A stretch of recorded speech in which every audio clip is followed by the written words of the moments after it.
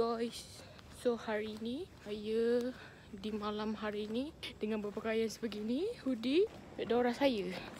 Tak dapat tunjuk. We are going to stay tuned.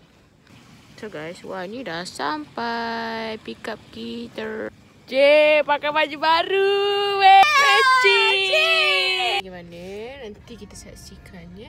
Kita tak sabar ni. Excited gila babi ni. Ni betul last minute. Betul. Kita pergi cari jajan. Kau bawa apa tu? Oh, bantal.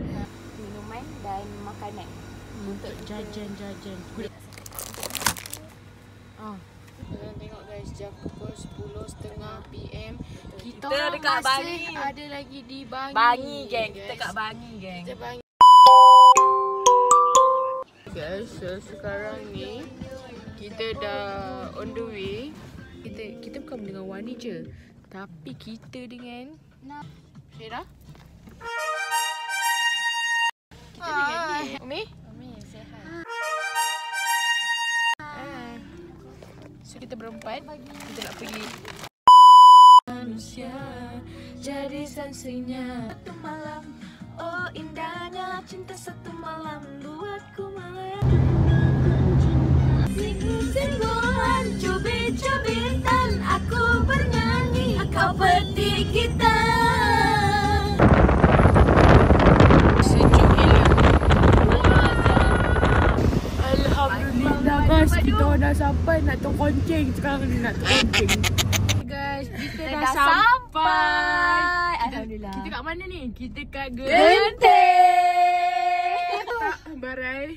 Aku Dia paling marah. Dia dah muntah dah. Ada orang nak muntah, biar Kita nak pergi tarik toilet. Itu misi pertama kita orang. Destinasi pertama. Oi, dah penat.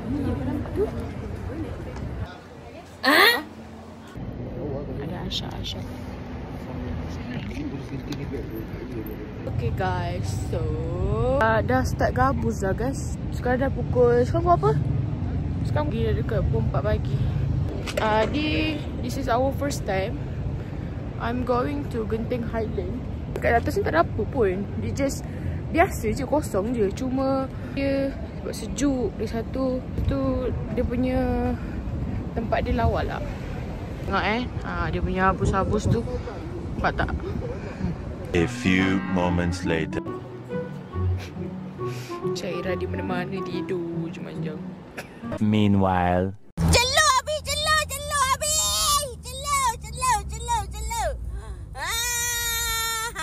Degang. Jelo Abi. Yang kita bersua, ayo kita keletak pergi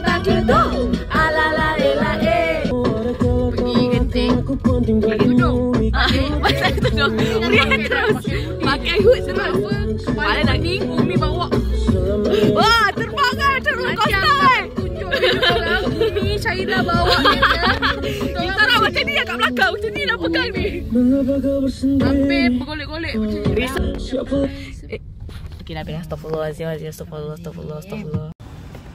Bye. Video end. So itu sajalah konten kita. Bye bye.